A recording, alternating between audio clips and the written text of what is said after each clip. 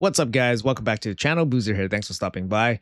Hopefully, you guys having a great Sunday today. Hopefully, you guys had a great weekend so far. For me, just woke up and we had the craziest thunder and lightning last night. I don't remember a time where it was that crazy. Like the whole sky was lit up and the thunder was so loud. It felt like somebody was dragging like an appliance like outside my room. It was just so crazy. And then the rain followed afterwards. Just the craziest weather. And hey, it's like the end of August, right? The end of summer here. But anyways, hopefully no real damage or anything like that outside. But in today's video, we got a little bit of a announcement here. Plarium sneaking in a small event, but a very important event to celebrate something for themselves that's really important for them. But first, let's talk about a giveaway that we're going to be doing. I'm going to attach it to this video here. The winners will be drawn in 2 days' time, and then they should be getting the rewards around that time. We're going to be doing a small giveaway for what I believe is 540 gems, as well as 1 void shard and a little bit of these chicken nuggets, these star stones. Okay, guys? So we're going to do a quick giveaway here. I'm going to show you guys exactly how to get the goodies. We're going to be doing 5 winners, and I'll let you guys know at the end of the video. But first, let's go over the Plarium announcement here real quick. So first up, this Monday, August 24th, they're going to celebrate Ukraine's Independence Day. Okay, guys? We're launching a special progressive chance event, giving you a 15x chance to summon Taras the Fierce and Marichka the Unbreakable from Void Shards. There will only be 1 legendary slot for this boost, and the event is only going to be for 1 day, so 24 hours. So first, let's talk about the champions here. Taras and Marichka, these guys were the terrors of PvP for many, many years. And now, since mythicals have come into the picture, and especially the really, really strong ones, not just any mythicals, these guys have faded off a little bit, but these guys are so strong that they're still really strong. So if you have the pairing, obviously congratulations. These guys are incredibly strong. I do have Taras here, and if you guys see videos of me using him, he's still an incredible powerhouse. Mine is 6-star fully blessed. Of course, working towards that. Good base HP, bit on the slow side. He is a damage dealer, HP based damage dealer, and still one of the best in the business. He's got an A1 double hit with a turn meter boost and a decreased attack. This ability absolutely cranks. 35% damage from 3 books, 3 turn cooldown. It deals double damage to enemies whose attack is equal to or higher than this champion. He has very low base attack. So if you have higher base attack than Taras, he's going to hit you for double damage, and this thing absolutely hits like a truck. Works really, really well, obviously, against PvE content. Unfortunately for Taras, there's something going on with his AI where he doesn't use this ability unless it's for like the finishing blow. So if you want to use Taras, sometimes you need to set him up with a preset, AI preset, so that he uses this more often. But this does a ton of single target damage.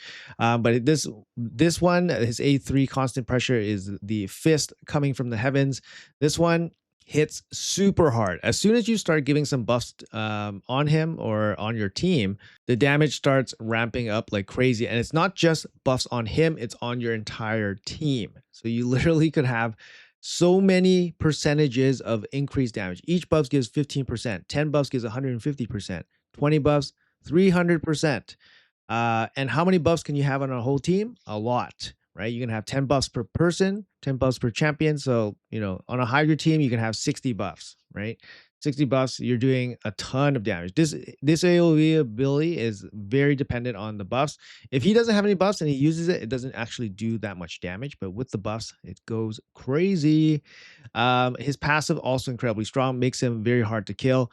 When you hit him, the damage, the attack from the enemy gets reduced, which is crazy. So if you set him up a little bit higher on the team order, the attack will be reduced before it hits the champions or allies behind Taras on the team order. The active effect here also, he places fear on these factions right away at the beginning of the fight, which is really nice. Gotta be careful though, because he can get sheeped by landing the fear. And then his secondary passive here, incoming damage, makes him super tanky. It's reduced by 50% right away. And when he is attacked, his champion's max HP would be decreased by 25% of the target's initial damage, but his damage does not suffer from that. It's crazy.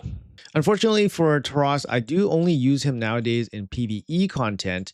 The big thing about him is that, he's going to struggle against unkillable block damage. He's going to struggle against Mercurial because he only has to double hit A1.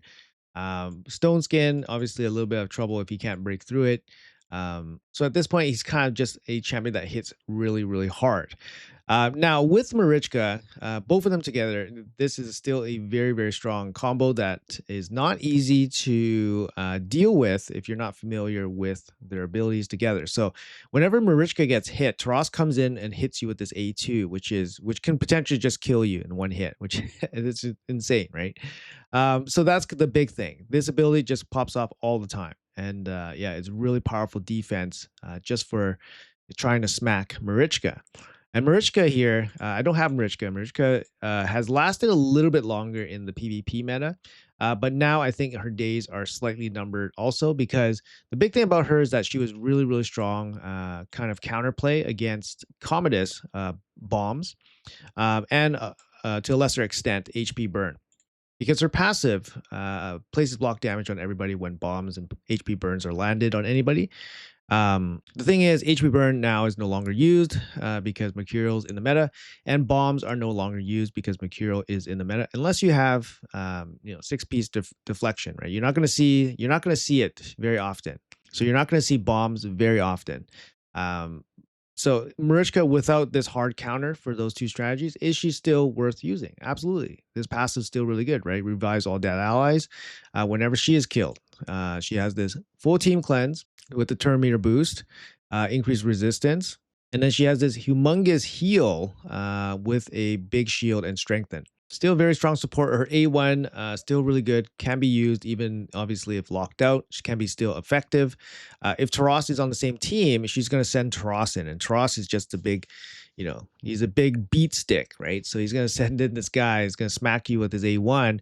His A1 is going to turn meter boost the entire team, etc., etc. And then of course she's going to come in here with the very, very powerful speed in all battles. And it's the bigger one too, 24%. Great base stats overall, 110 base speed, same speed as Arbiter. To me, Marichka outlived Taras a little bit because she's still a very, very powerful support champion, whereas Taras just kind of faded away a little bit into a more tanky, damage dealing kind of champion, but not necessarily super needed for PvE or anything like that. But still, of course, very useful, very tanky, hits very hard. But together, they're still very strong, and obviously can be used in like siege. Siege teams can be very good, banner lords and all that stuff. But the mythicals definitely overshadowed them a little bit. So with that being said, is it worth going for this progressive event for both of them?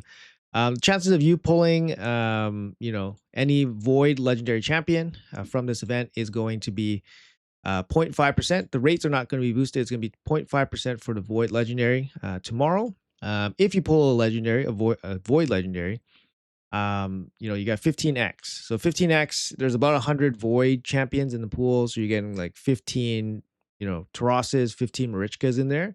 Problem is trying to get a legendary in the first place, which is only 0.5%. So unfortunately, I still highly recommend, passing all of these types of gambling events. Yes, Taras and Marichka are very fun champions, very powerful champions still. But, any kind of gambling event, I would definitely advocate against, I'd say. Now, the one exception is if you're very close to Mercy. If you're very close to Mercy and you want to spend your Void Mercy on one of these champions, then this is probably not a bad event. But I would definitely be saving resources for guaranteed events, especially since we have an Echoes of Oz campaign right now. And we got some pretty good champions in the Echoes of Oz. Tin Man and Scarecrow come up to mind as potential champions for guaranteed shard events. Just something to consider. All right, guys, so that's going to be the news. A quick event, progressive event coming tomorrow to celebrate Ukraine's Independence Day.